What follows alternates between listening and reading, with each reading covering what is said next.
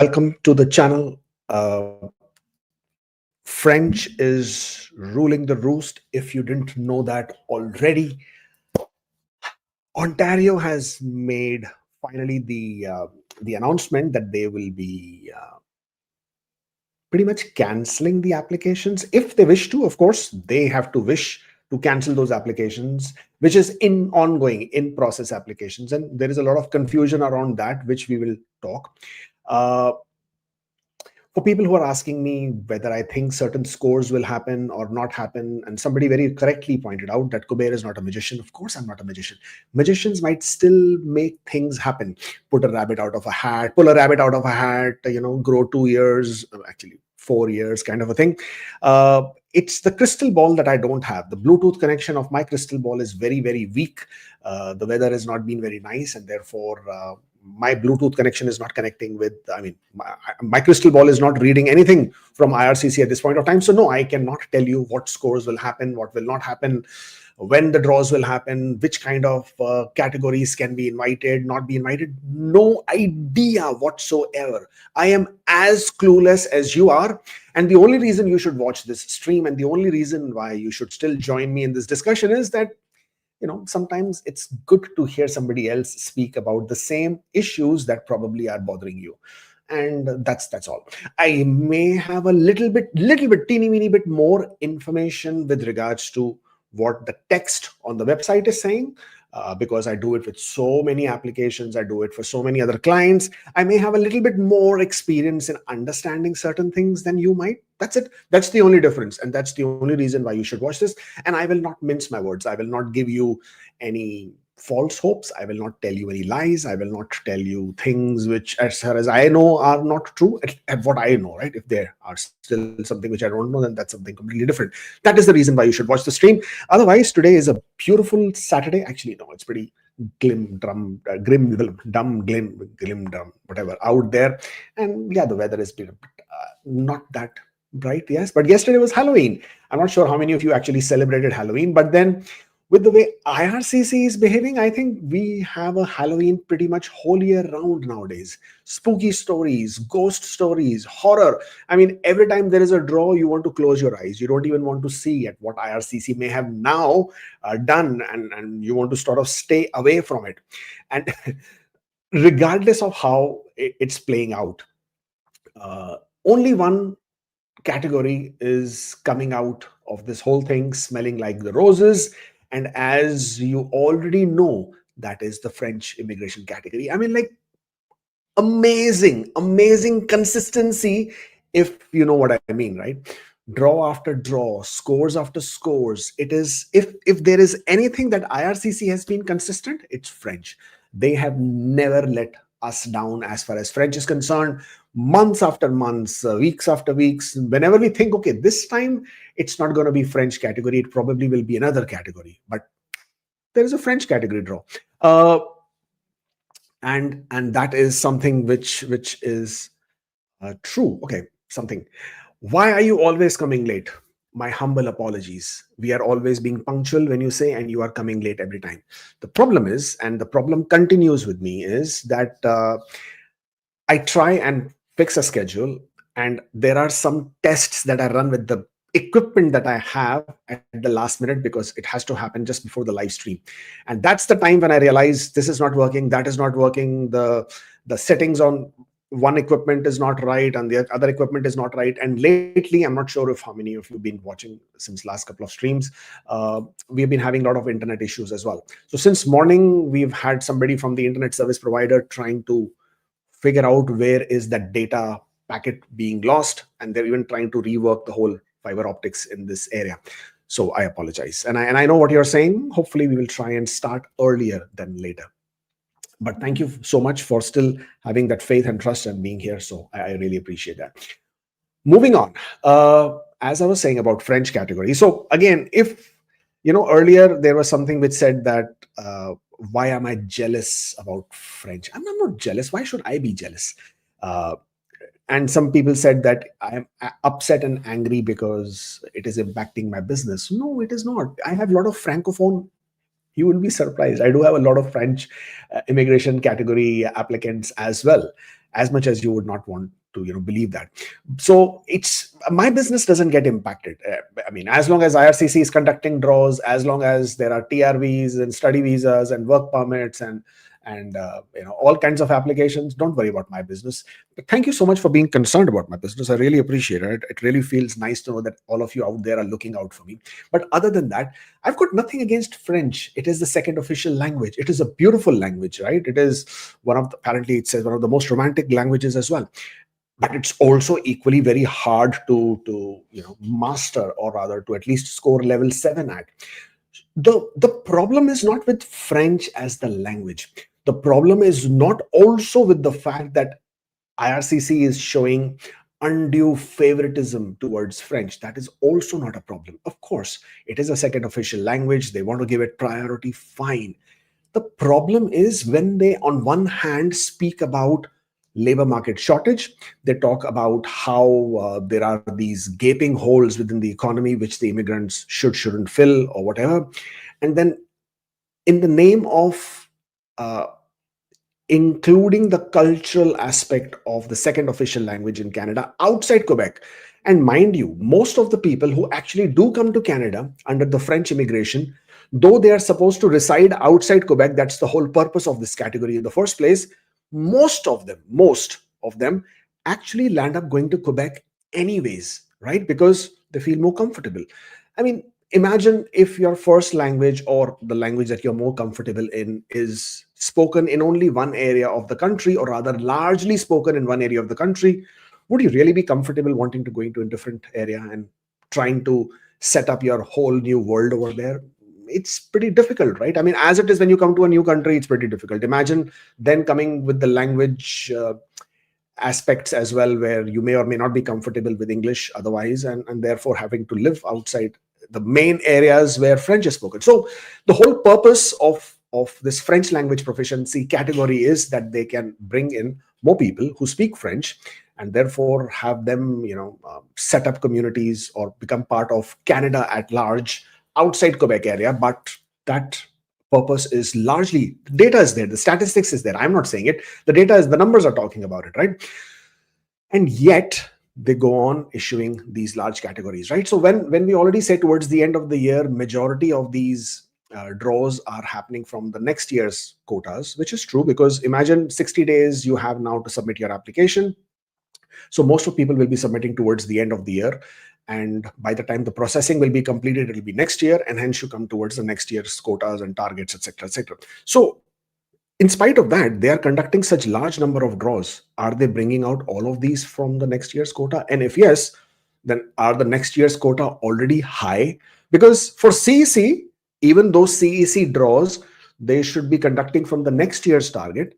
There they are quite miser. There they are being very stingy. Only, they're perfect Uncle Scrooges in that matter. And they're only drawing out 1,000 invitations. So this is something, is very baffling. And as much as we talk about numbers and we speculate about so many different things, and we love doing all of that. Hey, thank you, Dave. This is something which is never ever clear as to how come that they are drawing out from next year's quotas, and yet CEC is on the low priority, and French is somehow on a super high priority of 6,000 ITAs. That's what they did this week. Invited 6,000 people under Francophone immigration category and score of 416. CEC, on the other hand, they broke the jinx of 534, brought the score down to 533, and still issued only 1,000 invitations. Pretty cool there, as far as I'm concerned, the way IRCC sees it. But what about all those people who are desperately waiting, who are desperately in Canada, frustrated? They have really worked hard. Obviously, IRCC doesn't give a flying bat to that. And therefore, we continue to do this. We continue to talk about it every time with the hope of being forever hopeful that there might be something around the corner which might be, that would be better for all of us.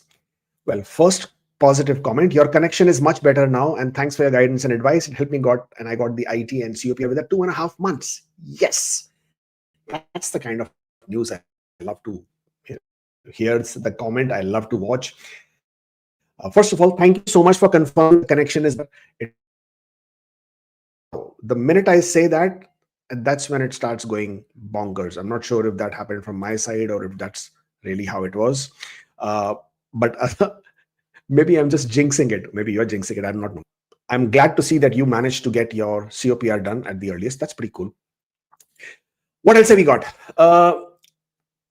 Ontario has just announced. I'm not sure how many of you actually watch Ontario's program page regularly, but if you haven't watched, Ontario has now confirmed that effective now, they would now be in a position. So they have been given the powers as far as their parliament is concerned. They have the powers now, and the changes have been made, and they will now be in a position to cancel applications, ongoing in process applications. And this is sickening, to say the least, because of all those people who have been waiting since March last year. March, April, like March last year means we are now already 18 months, 19, 20 months, close to 20, no, yeah, 18, 19 months right now. All those people have been anxiously waiting to hear back from Ontario, nothing from Ontario. And this year, Ontario did conduct draws, mind you. It's not like Ontario, they have conducted more than, they've sent out more than 10,000 invitations, though their quotas for this year is only 10,000 something. And of course, we understand that a lot of invitations that they send out don't really go through. So that's perfectly fine. But they've sent out more than 10,000 invitations. The quota is only 10,950 or something, 9,000 change. The invitations that they have been sending out this year, they are processing at a super lightning speed. I got one nomination for one of my clients in as less as 2 weeks from the day we submitted the application. 2 weeks. That's how long it took. But on an average, about 2 months is what we are seeing for a lot of applications. And they have no empathy, no compassion for all those people who have been waiting since March last year. They all complied with the regulations. They all managed to find the employers who would fill up their employer forms. They begged, they pleaded, they rubbed their noses to those employers. They continue to work with those employers just so that they don't lose their nomination. They have gone through all kinds of abuse from so many employers just because they have employer consent and employer support for their nomination. No regard to any of that. There are people who are anxiously been waiting. Their work permits have expired or are expiring. They're on visitor records. They've lost status. They continue to pin their hopes that Ontario will just about now send their nominations, but it has been crickets from Ontario. Nothing. To the effect that more and more MPs have also been raising voice. Nothing. There was some sort of a petition that was floated. Nothing. Some people held a demonstration outside the Doug Ford's office. Nothing. And unfortunately, that continues to be how it works out. Great hearing from you. Are you or other RCICs able to get data of all 2025 French draws, like successful applications, cancels, fraud cases? We may understand. We may understand what is driving the high French draw. Well, yes, we did manage to get some ATIP notes. Mandeep Lidhar, great guy, also an RCIC. He's also on Twitter. Do follow him. He did manage to get some ATIP notes, which indicated that one of the reasons for high French category draws was, of course, that they need to meet their immigration targets for each year. This year was about 8%, and then 8.5, and then 9, and then going on to meeting almost 12%. But the reason for that is that a lot of applications are getting refused under the Francophone immigration category. And the reason for them getting refused has been raised a concern that this is predominantly applications coming from one African country. Okay. And from that one African country, the amount of fraud and the amount of security concerns have been very, very high. And therefore, the number of, so for example, they gave out 1,000 invitations. X percent, I do not know the exact percent, a very high percent of these applications are coming from that specific country.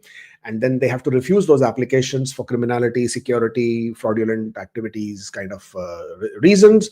Therefore, those IT is going to a waste. And therefore, they can't meet their numbers. And hence, they have to conduct more, or they have to invite more and more people. That was That was the ATIP notes. Cameroon is the country. I don't have a problem saying because it's already public knowledge and that's already out there on the ATIP notes. So Cameroon was the country, and this was indicated in the ATIP notes, I think somewhere April or May. That was the date of the ATIP notes. I do not know how the whole year has panned out after that. We probably will get more ATIP notes towards next year, and hopefully we can then get information about that.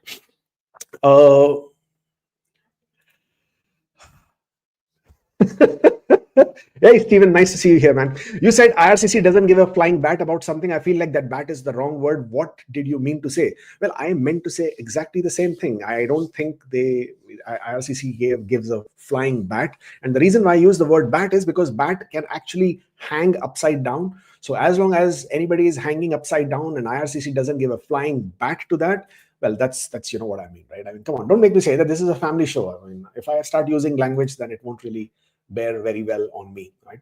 So this is basically how it's going on.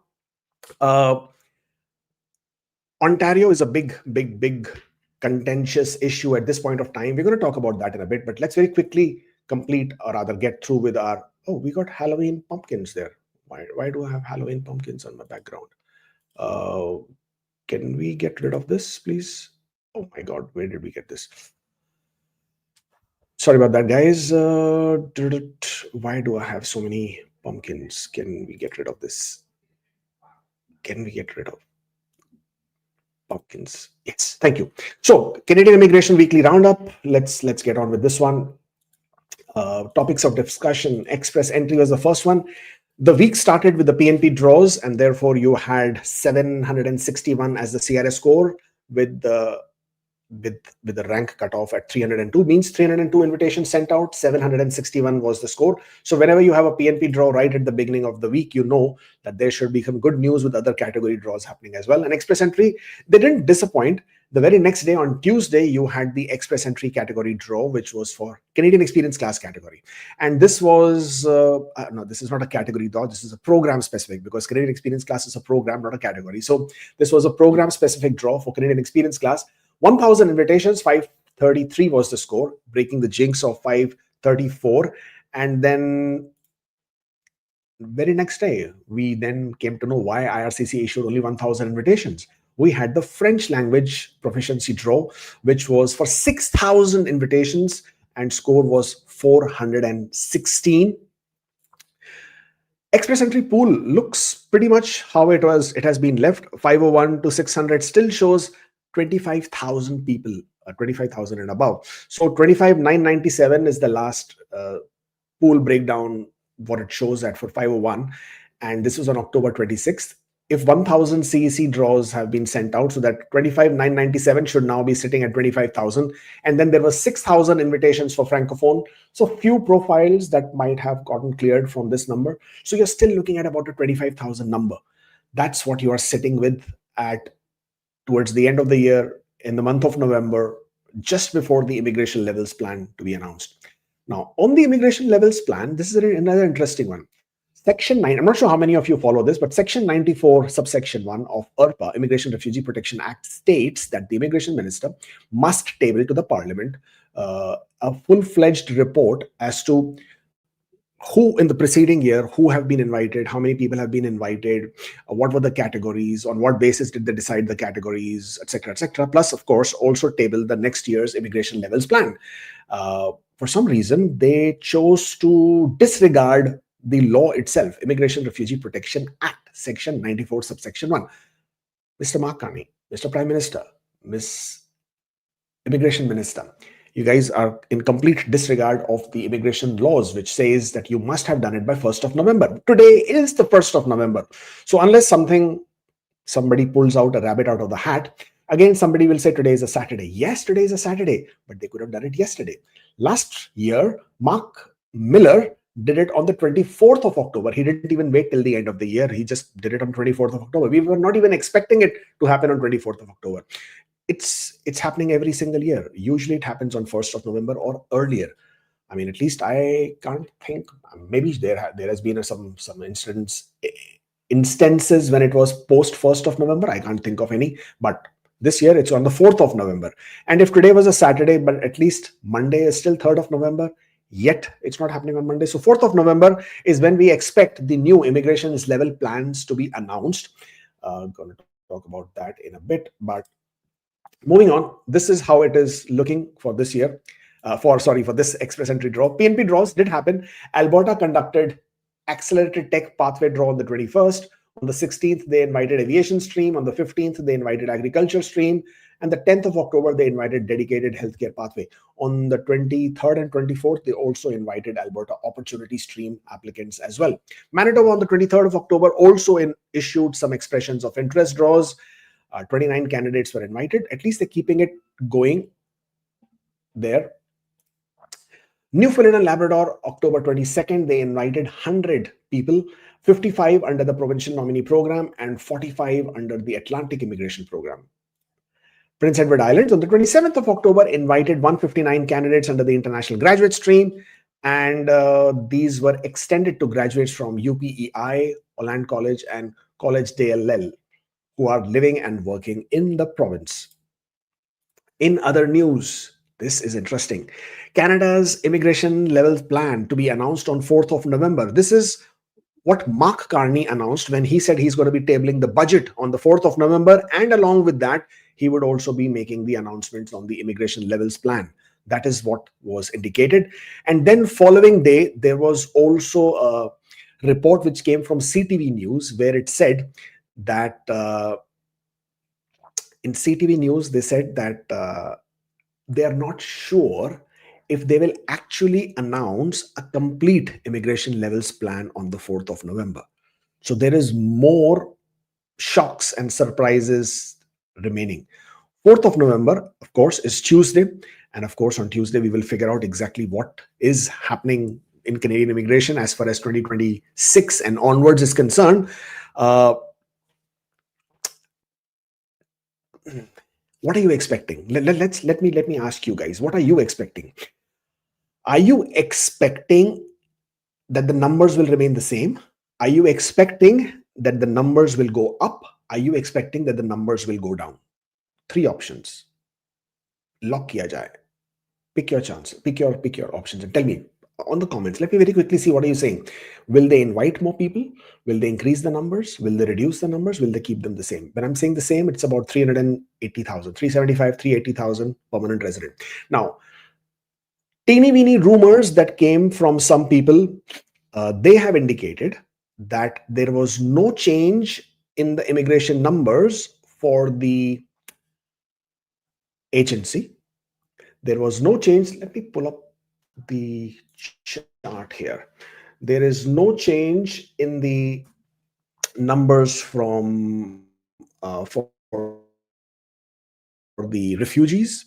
There is no change in the numbers for the so let me just quickly pull this up. Come on, guys, pull it up. Okay, most people say that they will be reducing the numbers. Some of them are actually even saying that they will keep it same. Oh my God, some people really are optimistic and saying that the numbers will be increased. Okay, I'm not sure what you are seeing, but I would like to see what you are seeing in that aspect. This is the immigration levels plan. Remove this, add this. In the immigration levels plan that we have here, what do we got? The family, spouses, parents, grandparents for this year, for next year is going to be 66,500 and 21,500. Apparently, the rumor says that this is going to be pretty much the same. No changes in these numbers. And it is expected that there are no changes in these numbers either. So if these 2 main categories, family, refugees, and HNC, next year is going to be 6,900. So if there is no change, or rather no anticipated change in these 3 main categories, then the entire Ramsay Brothers horror movie is going to play out on these. And if it is going to play out on these categories, which is the economic categories, then you know that this is where the things will become very interesting. Next year, the quotas for the priorities, the federal economic priorities, is going up to 47,004. Now, this is the old plan. This is not the new plan. So again, we'll have to see what and how it changes. But 47,400 is what was announced last year. In Canada, focus was rather is going to be 75,830. Now, in Canada, focus, mind you guys, is supposed to be Canadian experience class. Okay, very tricky. Business immigration, federal business. Now, business immigration has been reduced from 2,000. It comes down to 1,000. This is your startup visas, self-employed immigration, right? Self-employed stream already closed down, but startup visas. I feel really bad for people who have applied under startup visas because only 1,000 people will be admitted next year. Federal economic priorities. Federal economic pilots. This is your caregivers, agri-food pilots, RCIPs, economic mobility pathways, etc. And Atlantic immigration is seeing the same number of 5,000, no increase, no decrease. The game will be played at this number. And this is where I have the biggest concern. My concern is not of the numbers going down or whatever. My concern is that this number of 55,000, I expect that this number will go up.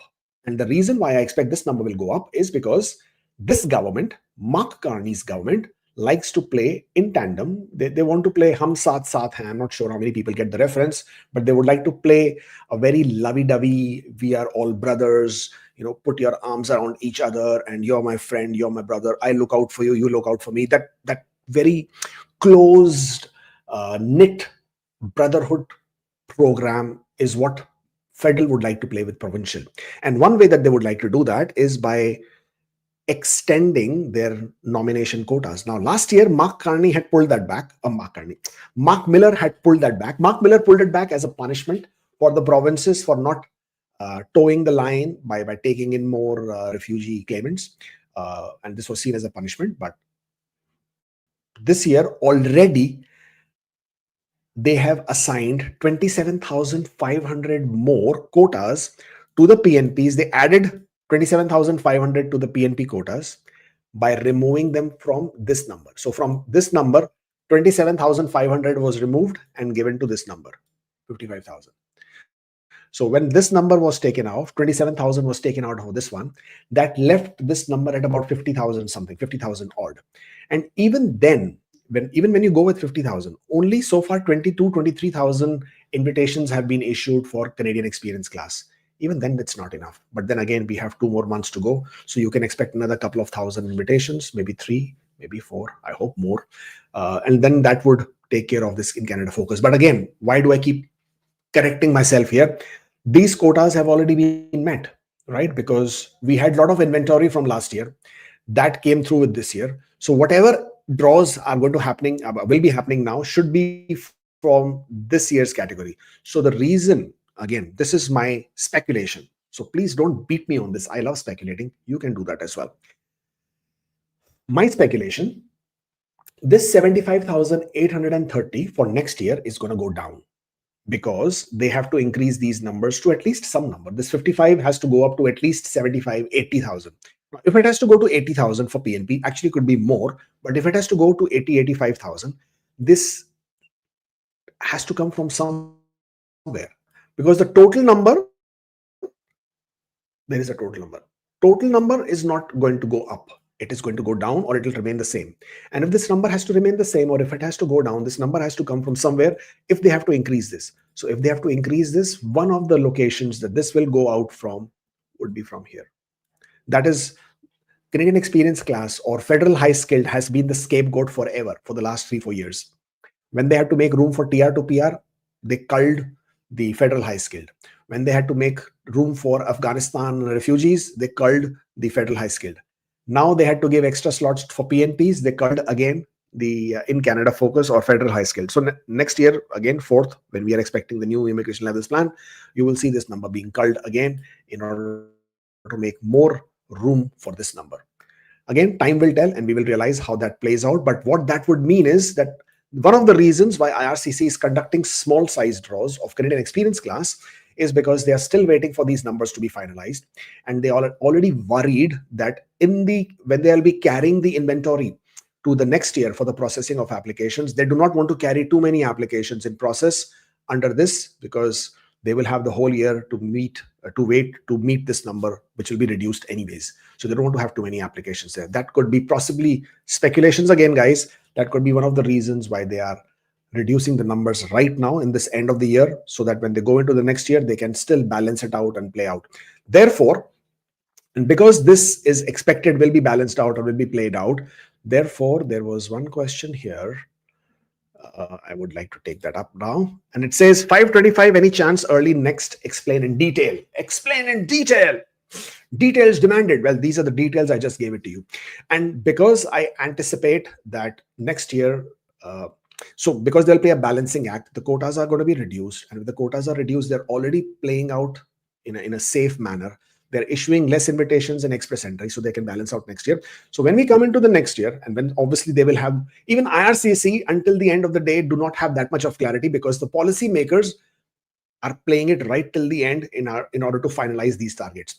And that is what happens. Again, ATIP notes are where we get this information from. ATIP notes will always tell you that towards the September, October also, if you get those ATIP notes, they will tell you that because the numbers have not been finalized, we can only play with what we anticipate and expect. And if that is the case, and that is the reason why they are issuing out 1,000 kind of draws, understandable, that basically then means 525 early next year has a good chance, the way I look at it, in my opinion.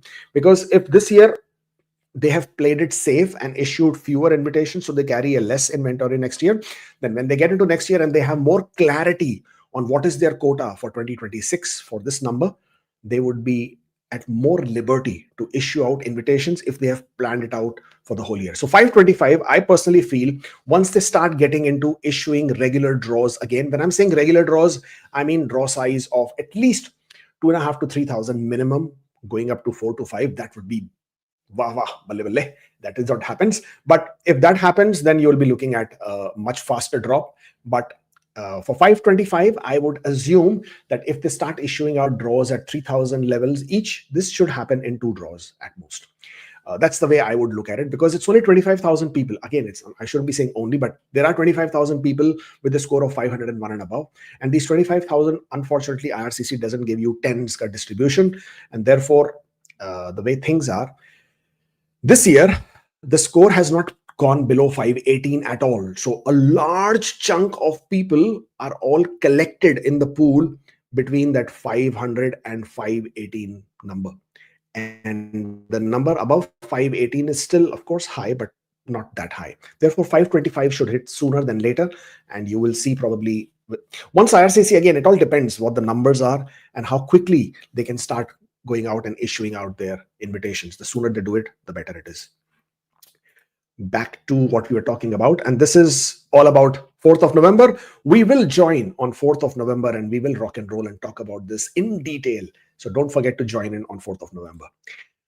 Oh, this one, my God. Ontario's new powers. Now, obviously, what Ontario did was Ontario has updated its website. I'm not sure if you have checked. Whenever you want to check, you should check Ontario's program updates. Where is the website? On the website, they, I think, updated yesterday, and they said that their parliament, they had already approved the changes, sweet changes on the legislation. INP, what is it? What is it called? Ontario Immigrant Nominee Program Act. No, it's not the same act. What is the act called? Ontario Immigration Act of 2015. That is the name of the act. Okay. And they announced it yesterday that this has already been done. Let me pull up the page. There it is. Page. Where is the page? Yes. Yes. Recent changes to the OINP program. It says the regulations that govern Ontario have been amended to expand the list of factors that may be taken into account to make a decision to return an application before the nomination is issued. Translation, Kubeir, translation. Well, what it says is that Ontario already had a list of reasons under which they can refuse your application. Sorry, not refuse, return your applications. Means if you have submitted a complete application for nomination to Ontario, Ontario reserves the right to send it back, tell you we don't want to process it. Okay. Now, they always had a small list of it. They have expanded that list. And this was done on the 2nd of July when they had a program update. And when they did that, it wasn't still incorporated. Now it has been incorporated in the Act, Ontario Immigration Act, and therefore now the changes are now in effect. That is what it is telling you. Ontario's Regulation 421 subsection 17. Let's take a look at it. What is it? This is it. Ontario Immigration Act of 2015. And these are the changes. As I will very quickly scroll down, there you go. Suspension and return of applications. Ontario can suspend and return applications. So the director may, in respect of applications in any or all categories that are set out in subsection 2, suspend receiving applications. Means at any point of time they can say we will not take any more applications, or return to applicants any applications and a decision has not been made. Means if your decision is, so this is for those people whose applications show assessment in progress or DIP, decision in progress. For those people, if a decision has not been made, and if the director believes that the suspension or return is warranted, then he can certainly do so. And these are all the reasons for which they say that they can return the application. One of the first one is that the allocation of nomination spots provided by the government of Canada. So if the nomination spots provided to them are less, and they have already issued out invitations and your application is in process, they can tell you, I'm sorry, no, we can't give you the nomination. The number of applications that the director has received, okay? Now, again, if they have received more applications that they can actually handle, again, they can refuse and say, nope, we will not be giving you nominations, and so on and so forth. You can find all of them here. All right. Now, a lot of you then have a problem with this. They say, but there is this clause. This is where it gets interesting. It says, if an applicant applies for an approval immediately before the day this regulation comes into force, the process that the director is required to follow to deal with the application and the rights are those that governed the application immediately before that day. That is what people are getting confused with. Now, please let me clarify to you what this transition and section 6 actually means. First of all, it says if an applicant applies for an approval immediately before the day this regulation comes into force, it is the regulation that comes into force that is being spoken about, not the amendment. These changes that are being made in the law are the amendments to the act. They are not the regulation itself, or the amendments to the regulation. They are not the regulation itself. The regulation itself came into effect in 2017. So this particular transition clause was made to protect, or it was basically to grandfather those applications which were submitted before when this regulation actually came into effect. That was 2017. And even if we have to take it into effect today, it says this is with regards to the application, and director is required to follow to deal with the application. To deal with the application here means the way the whole application is processed. It has more to do with the operational processing rather than actually being able to cancel applications. And then the rights of the applicant. The rights of the applicant, when you make an application, you do not have the right to get a decision of it. That is not the right. The right has to do more with, I put it in Google Gemini, and I'm sure you can, no, it didn't give you here as well. There are some other, but the rights have got nothing to do with it. You will get a decision of your application if you make one. So please do not confuse yourself. I know a lot of people are jumping the gun and thinking that this section 6 under transition will protect them and that their applications will not be impacted because of this. That is incorrect. The whole reason for them to make these changes of suspending and returning the applications is because the director wanted a larger authority so that they can absolutely close or any stream, suspend any stream, cancel any applications, whether they are in process or not. Of course, they will refund your fee. But no, this transition clause of 6 does not protect the applicants. It was meant for people earlier. It has got nothing to do with now. And all these changes that are being talked about definitely will not be, it will not help. And the biggest factor here is the director will, in respect to applications, suspend or return to the applicants any applications for which the decision has not been made. This particular section supersedes anything else. It is telling you if the decision has not been made, that's it. You have no say in it. The director has the final say. They can absolutely refuse or return your application. Not refuse, return your application and give your money back to you, your $1,500, and there is no issues with them at all. This was the change that they brought in the month of July, and it is now in effect. And yes, this is a huge concern for everybody who had their application submitted in Ontario, because this technically tells you that Ontario, at any point of time from today onwards, can come out and start refusing your applications and tell you that they will not be processing your applications. Now, people have been waiting since the month of March, April. Then I think there were applications submitted in September, October, I think some in April as well, July as well. And then all those applications have been stuck. Of course, it was those 8-9 months of last year. Now, there are a couple of reasons that I am aware of. And one of those reasons is that, one, they obviously invited many more people than they actually had the capacity to. Their inventory list was just went out of the window. Two, their quotas were reduced, which is a known fact. But then if their quotas were reduced, why did they conduct more invitations? Why did they conduct more draws, sent out more invitations in the whole year of 2025? I mean, since July, since actually June, July, August, September, they have been conducting more draws. Why conduct these draws? Why not give priority to those people who have already been in the pool?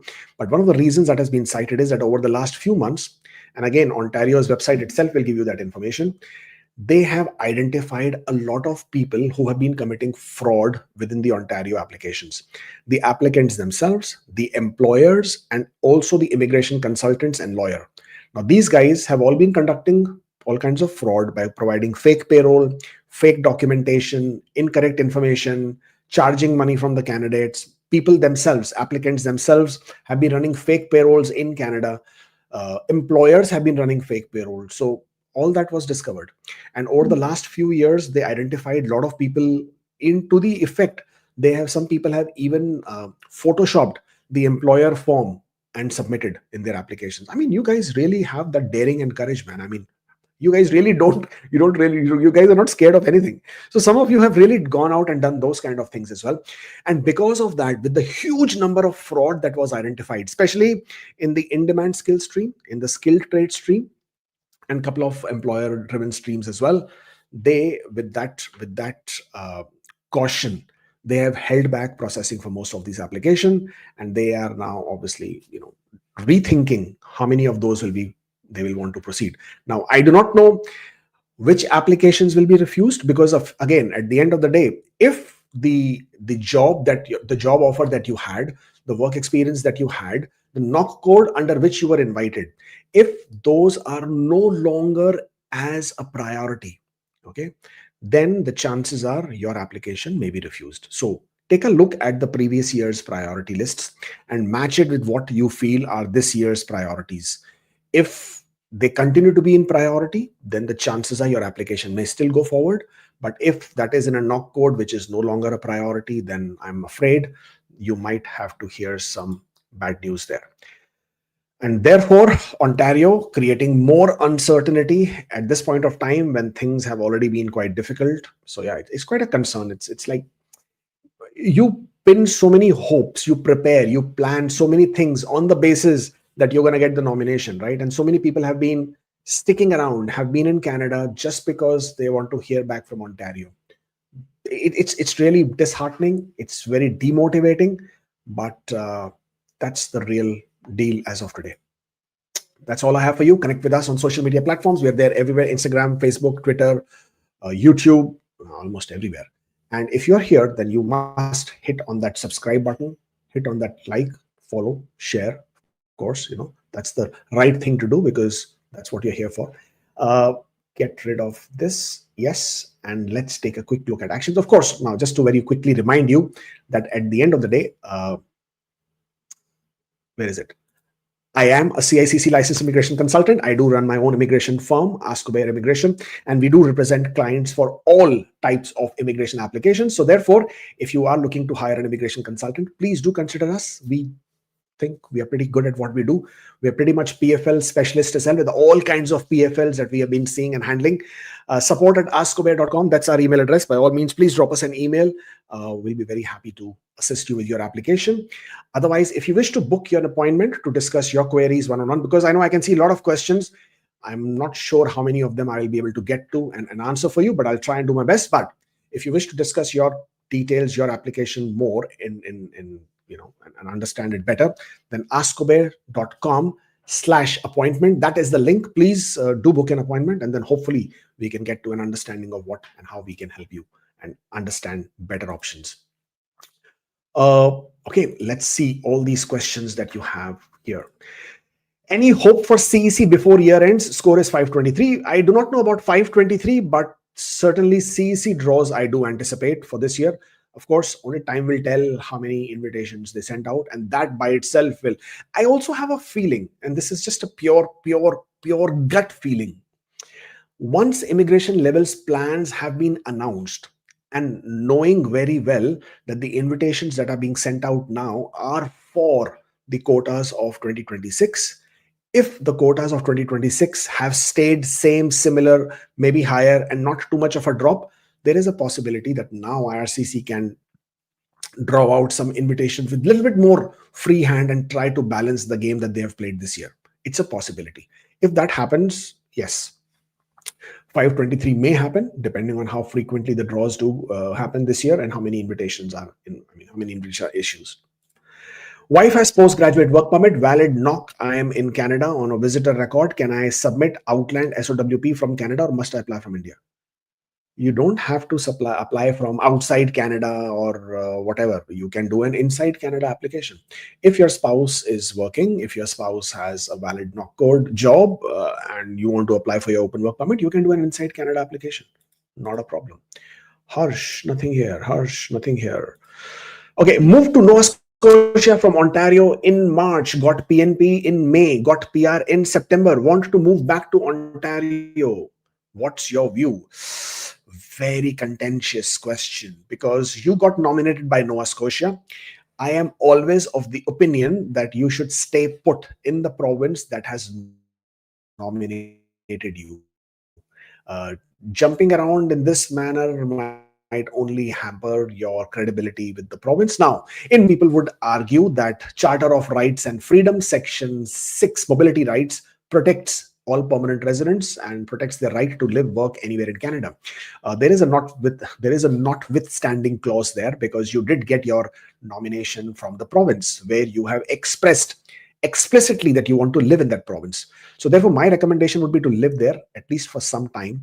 Now, I know a lot of people talk about living in a province for 2 years. Nowhere on the immigration law website, anywhere does it say that you have to live anywhere for 2 years. There is no such condition, no such requirement. I have a feeling this was a rumor that was floated by the provinces themselves in order to make sure that the people will stay put in the province. But no, there is no such thing like that. And if you wish to move, you may move, provided you have a very good reason as to why you want to do that. And just because you say I will have a better job might not work, because you got your nomination on the basis of a job in Nova Scotia in the first place. So please be very aware and careful as to how you play this out. Exited Canada for emergency, re-entered with TRV, withdrew old SOWP, applied new restoration SOWP. Is this process correct? No, not at all correct. Because when you re-entered Canada, then you were on a visitor status. Why would you apply for restoration? There is no need for restoration. Your previous old SOWP you withdrew, which is fine, but why would you make a restoration? So no, process is not correct, because there is no restoration required in this case.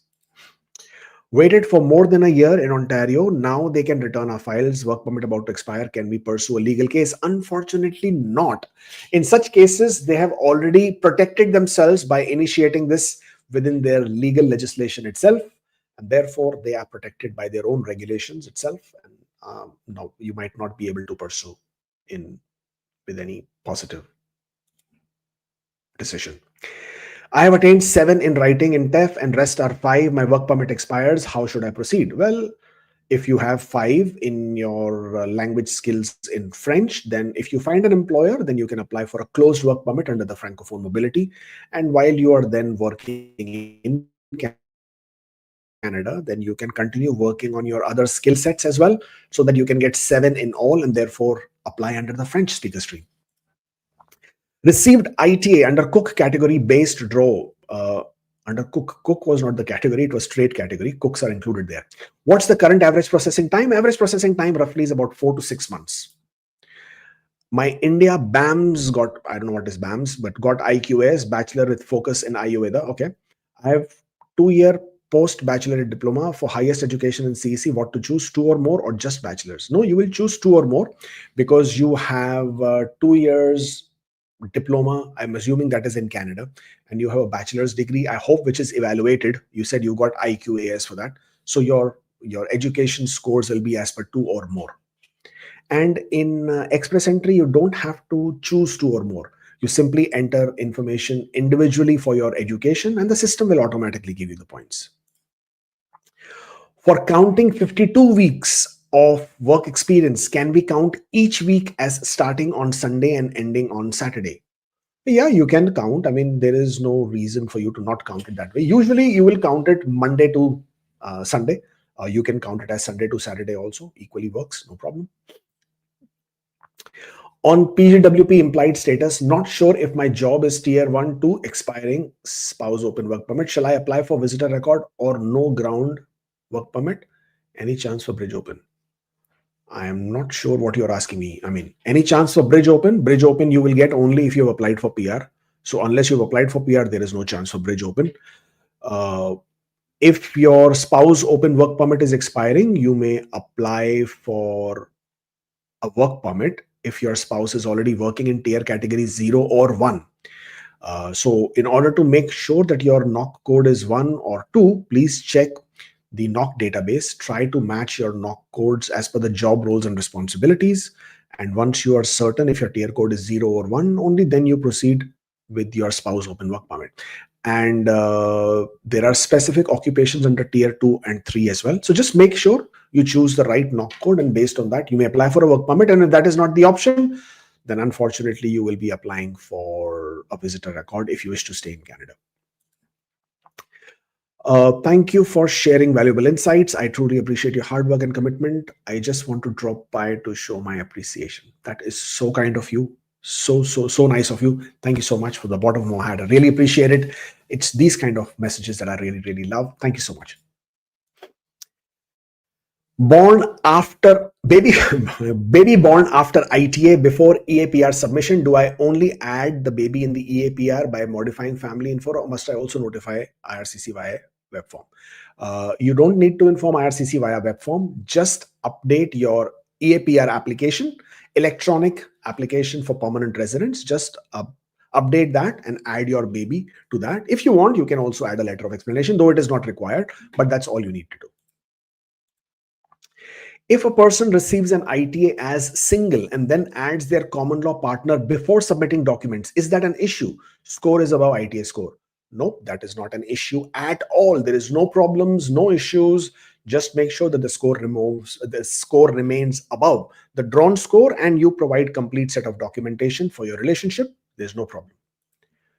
J Patel, nothing. Can I apply in CEC and Ontario, OINP both? Any issues? No, there is no issues. You can most certainly apply through Ontario and through CEC as well. Though once you get invited in CEC, why would you want to continue with Ontario? I have no idea. I mean, why would you want to do that? But to answer your question, yes, you can do both. Any chance of CEC? Already at 543.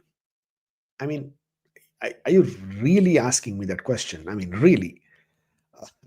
Well, okay, to answer your question, because obviously since you're asking a question, then the answer is fair. Well, yes, the chances of CEC are very high. I expect, I mean, even if right now they're almost following like one for the month, right? One CEC draw for each month. So even if they continue with that, and even if they issue 1,000 invitations that they have been doing, even if they do that, I expect more, but even if they do that, you will still get invited. So at 543, you've already got a home run, man. For a foreign worker experience letter, is the exact start date and date needed? Yes, absolutely. Listen, if your employer is going to put the month and year, which is also fine. But then in that case, make sure that your work experience is more than a year. It cannot be exactly for a year.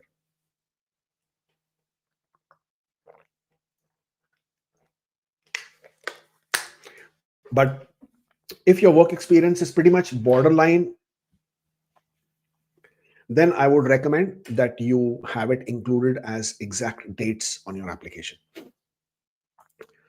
Chances IRCC remove 50 points for foreign work experience? No chance. And the reason why I'm so confident that there is no chance is, and I will tell you why. In order for them to remove 50 points, it's not 50 points, it could be 25 also, it could be more than 25 also. So it's not exactly 50 points, but up to 50 points in foreign work experience. And the reason for that is, in order to do that, they would have to completely cancel federal skilled worker program, because that is entirely dependent on foreign work experience. They would also have to cancel out or make big changes to most of the category draws. And when the immigration mandate or Mark Carney's mandate has been to attract global talent, how will they attract global talent if they are going to be removing foreign work experience? So therefore, I'm quite confident that in the near future, at least in the foreseeable future, they will not remove foreign experience points. PLAR RPL process for CCA PSW certification on work permit. Okay, I have no idea what you just asked me. You can do any kind of certifications. You can sit for any kind of exams. That is not a problem. You cannot attend any in-person classes, and you cannot study while you're on your work permit. Your work permit will specifically mention that you are not allowed to study for any kind of vocational or tertiary education. Need to show proof of fund as inland FSW. I have full-time job. Yes. Whether you are inland or outland doesn't matter. Whether you have a full-time job, it doesn't matter. If you have a full-time job with an LMIA, then you don't need to show proof of funds. But otherwise, if you're a federal skilled worker, 100%, please show proof of funds. Otherwise, your application will be refused. Traveling to India 4th of November to 4th of December, will I have any problem coming back? Work permit is expiring in March. No, I don't see any reason why you should have a problem. You're absolutely fine. You have a valid visa, valid TRV, valid work permit. By all means, ahlan wa sahlan, ya habibi. How to file complaint against Ontario in court? I am waiting for 1.5 years for nomination and work permit expiring in 6 months. Please advise, ready to spend. Well, in this case, please hire an immigration lawyer and then discuss it with them as to what you can do and pursue a case against Ontario. I don't see that happening. I don't see you being able to get anything out of it. And there is a high possibility that they might even cancel applications, as I already told you. Therefore, if you're willing to spend, by all means, I'm sure there are lawyers out there who would love to take your money to make this kind of an application or to make this kind of a case. But I don't see this to be going anywhere at all. Ontario is very smart. They're not stupid. They have protected themselves well, and they would know exactly what to be doing in this case. So I don't see much happening, but of course, it's your call. CEC file submitted, AOR received, eligible to apply for spouse open work permit and bridge open work permit. Can I apply both? Yeah, you can, but why would you do that? I mean, you'd be spending so much more money. Plus, I mean, if your question is, can I do both? The answer is yes, you can. I don't understand why you would do it, but yes, you can. Good healthcare score for 479. Can PSW knock be removed? Yes, PSW knocks can be removed. Do anticipate changes coming early next year for the categories. I do not know which one will be removed or not, but it can. And is 479 good score? Yeah, I mean, it's good score because the last draw was only at 472. My wife has postgraduate work permit, valid knock. I am in Canada on a visitor record. I want to submit outland spouse open work permit. So can I apply outland application or must I apply from outside Canada? Listen, your wife is in Canada, your wife has a postgraduate work permit and the valid knock job, and you are in Canada on a visitor record. You are free to apply inside Canada or outside Canada, whatever your heart desires. There is no problem. In both the cases, you can submit the application. My full-time job is in knock 13100. Opportunity in healthcare targeted job. I started a casual job, 24 hours. How IRCC will count the hours? I am not able to understand your question at all. My full-time job, MF, I don't know. Knock 13100. Opportunity in healthcare targeted job. I start a casual job. How IRCC will count? Well, IRCC will want to count at least 30 hours per week. If it is less than 30 hours per week, then they will count it as equivalent, and then you will have to work for additional hours or additional weeks in order to compensate to show any shortfall. Can full-time internship be part of foreign work experience if paid in cash? Showed in study permit but not in AE profile, can I update profile after ITA and claim foreign work experience? Why do you want to update it after ITA? I mean, if you already have an ITA, means you don't need to do it. And if you already have the ITA, then I mean, I don't understand it, but you're entirely your call. But to answer your question, yes, you can. You can claim the foreign work experience and you can update it and you can show it. My score is 504. I work as cook and eligible for trade. Will there be one more draw this year? If yes, what is the projected score? I don't know the projected scores because there is no way for me to know how many people are in the pool, which occupations and what their scores are. Therefore, I can't know what the score would be. And I also don't know what IRCC will be issuing in terms of how many invitations for the draw. And because we do not have that information, very difficult to say. But having said that, the scores will definitely be lower than 504 or 505. That was the last score, and only 1250 invitations were issued. So I'm assuming they will issue some more invitations for that draw. But also the thing is that they were more concerned about cooks itself, and they have highlighted and identified that cooks being part of the trade category draw is a problem, because they are now getting more applications from cooks that they originally anticipated or originally wanted, and that is one of the reasons why they are not conducting trade category draws, and therefore there is a very high possibility that cooks may be removed from the categories as well. So I can't tell you with certainty, but this is one of the reasons why they were not being conducting trade category draws as well, because of the cooks as part. So if you're lucky, they might conduct a draw and you might get through with it. Otherwise, improve your scores and hopefully aim towards CEC itself. Can I add Canada 1 month work experience in work history for 3 years, 36 months, but I don't have duties and experience letter from employer, but I have employer letter T4? You can add, but if you cannot prove, then you won't get points for it. And to prove, you have to prove 3 things: period of work, as in which date to which date, how many hours per week. You have to prove your duties and responsibilities, because that corresponds with the knock code, and you have to prove that you were paid. All 3 things have to be proven. So if you don't have duties and responsibilities, then that will not work. STEM, any chances this year? Score expectations? No, I don't have any score expectations, and I also do not know STEM will be called this year or not. IRCC is the one who can tell you these things. I mean, if I knew this, I would have already made a video on this, that, hey, I've got this information, this inside news that STEM is going to happen. I don't have it, so I can't really tell you. I mean, I'm still hoping that they should conduct one draw, but I can't tell you.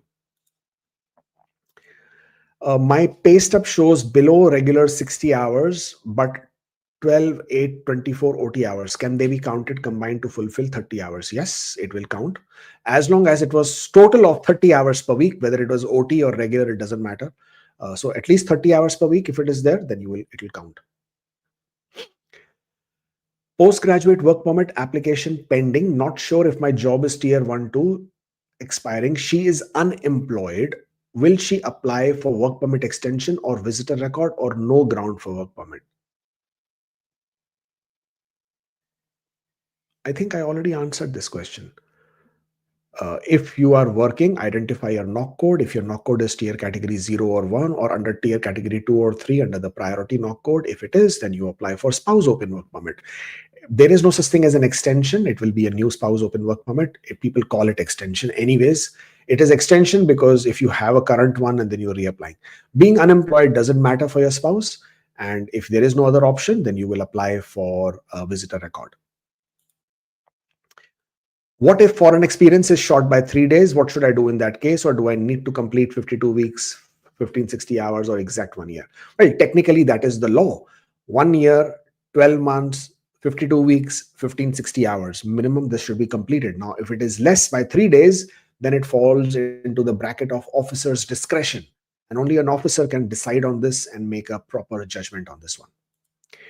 If my spouse apply for study permit inside Canada so that I could get spouse open work permit, her background is commerce, which masters is best for her PR, and which province is best to move to PR? Too many questions in the same comment. Unfortunately, I can't give you all that information. I don't have that on top of my head. Province is entirely your choice. Not too many provinces offer programs related to masters. Ontario does, so you can choose Ontario. You can look at British Columbia. They might start their international postgraduate stream next year. You can also look at Manitoba. You can also look at I don't know, maybe Nova Scotia or Newfoundland and Labrador. All of these provinces may have some or the other programs that assist their students. So you can take a look at that. Can I change the knock code off after receiving ITA? Yes, you can change the knock code. That is not a problem. And sorry, going back to the previous question. Spouse applying for inside Canada. Yeah, inside Canada, your spouse can only apply for a study permit if she already has a open work permit. Or if she already has an existing study permit. Otherwise, it'll have to be an outside Canada study permit. Just wanted to clarify that one. Can I change the knock code after receiving ITA? Yes, you can change your knock code after receiving an ITA. That is not a problem at all. Just make sure that the knock code doesn't change entirely as in the field. Like, for example, you earlier chose your knock code to be accountant, and now you're choosing your knock code to be nuclear scientist. That is going to be a huge red flag. But between accountant and accounting technician or accounting bookkeeper, that is acceptable. Between software engineer, software developer, business analyst, those changes are absolutely fine. Trying to get COQ in network cabling specialist, but this is from skilled trade Ontario and fall under non-compulsory trade.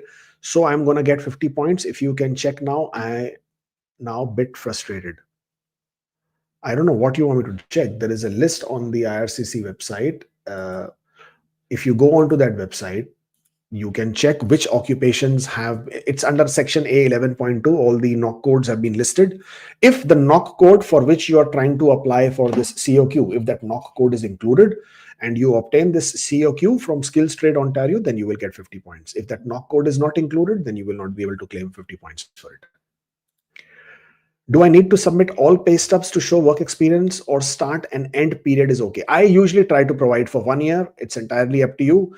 IRCC can always ask you for additional pay stubs if you don't provide enough. But I would still request you to provide at least 6 months. What can we do to expedite process in Ontario? Didn't get nomination from 1.1. Unfortunately, you can't do anything. And at this point of time, Ontario is looking to cancel and return applications. So there is nothing you can do to expedite. There are thousands of applications in process right now. Is pharmacy assistant knock going to be removed? Well, there is a lot of talk that in a lot of categories, there are some occupations that have made those categories become irrelevant, in the sense like there are, for example, in trade category, there are more cooks. They never wanted so many cooks, but that is now clogging the whole trade category.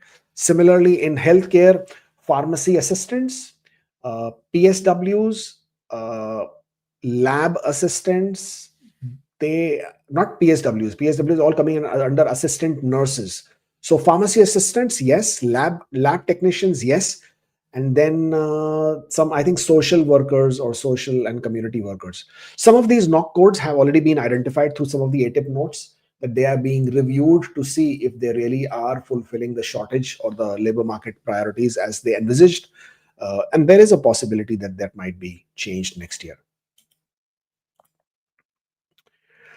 For a friend, if he applied federal inland AIP with spouse in India, got AOR, should he apply her visitor or SOWP? His knock is accountant. Well, if you have an AIP application and if you have your employer support, then you can apply directly for your spouse's open work permit if you wish to.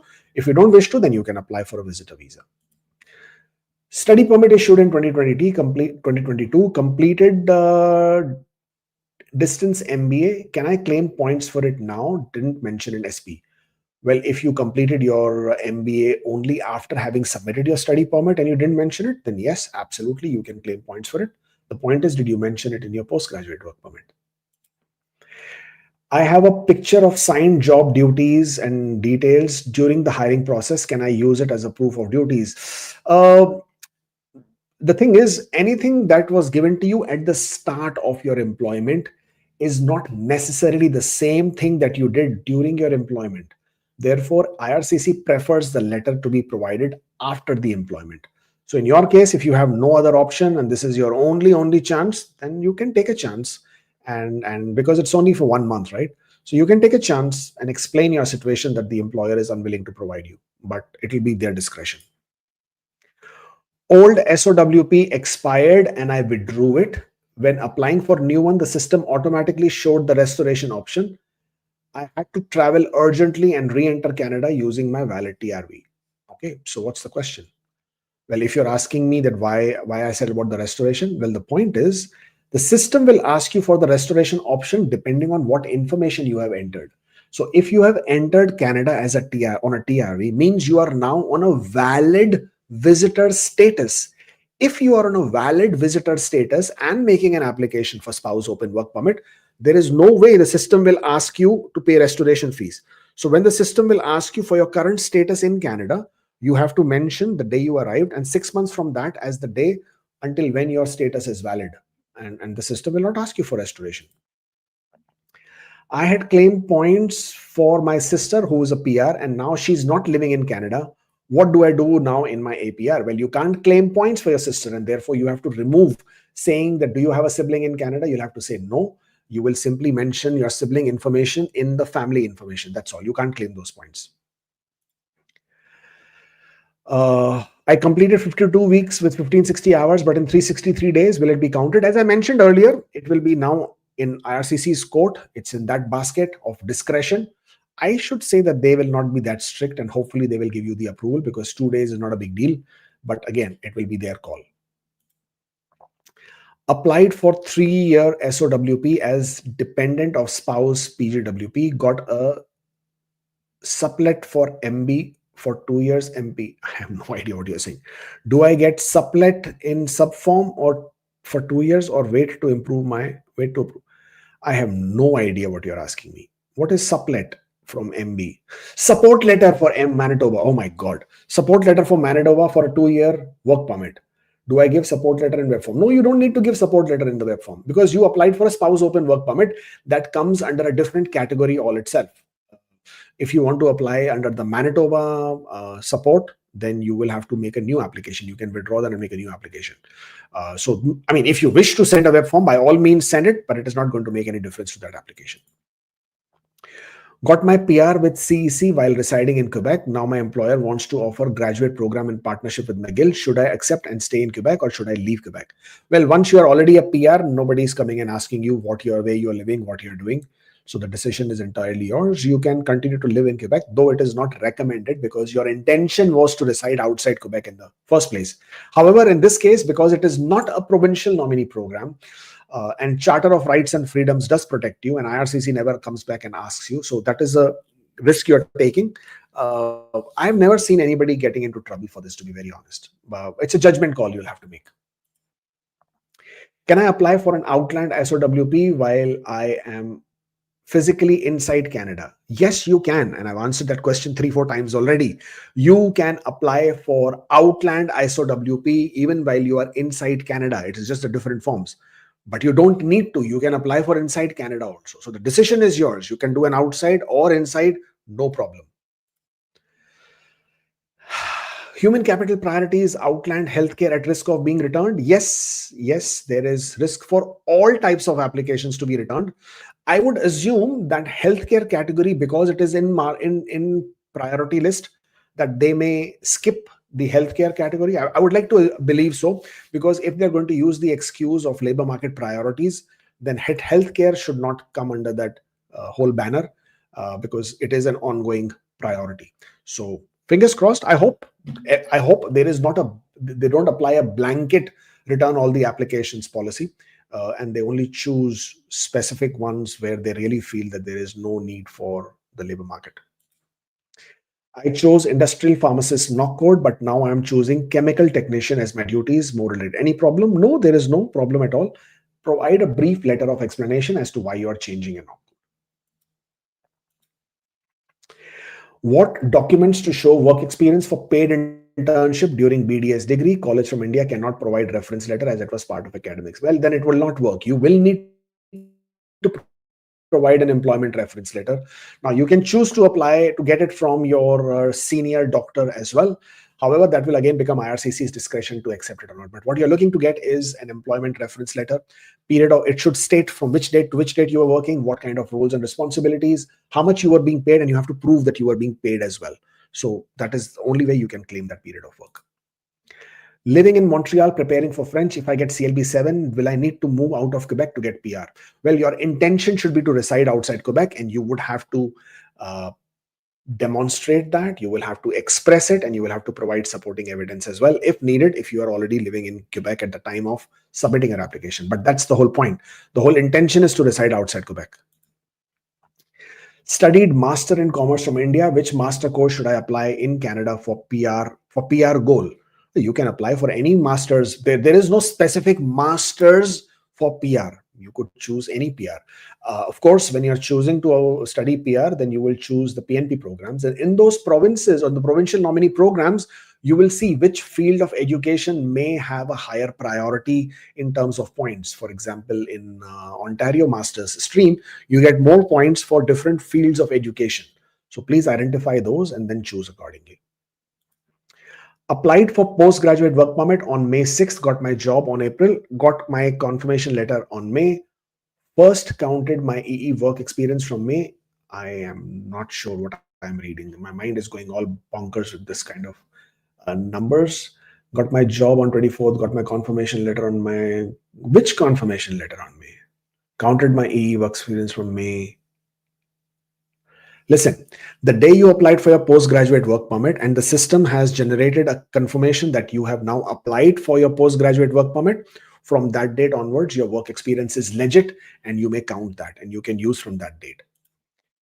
I had claimed points for my sister who's a PR. Now she's not living in Canada. Do I write an LOE or my points are still above cutoff? If your points are still above cutoff, you don't need to write any LOE.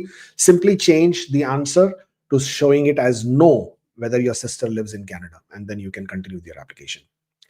Traveling to India for 4 months, do I need a new PCC? Yes, absolutely. You need a new PCC. After you return back from India, then apply for a new PCC.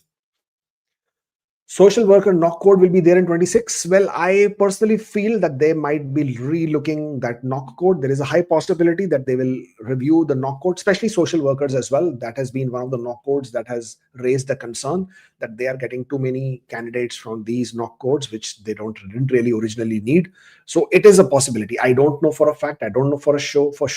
You will have to keep your eyes on how they make the announcements and then follow that. Any hope for healthcare draw? I don't see any more healthcare draws happening. Of course, it can happen. I am not IRCC at the end of the day, but depending on how many quotas were assigned, depending on the ATIP notes, I don't see any more healthcare draws now.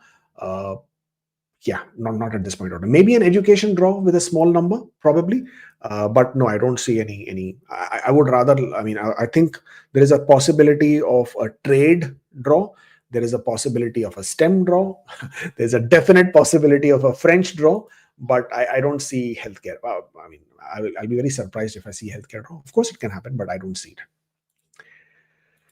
Okay, that's all the questions we got here. Thank you so much for joining in. It was lovely catching up again. Hey, don't forget to connect with me again on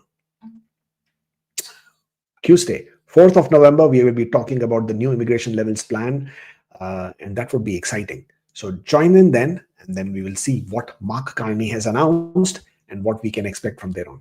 Thank you for joining in. It was lovely catching up. It was amazing, I would say. But hey, stay tuned and stay forever hopeful. Take care.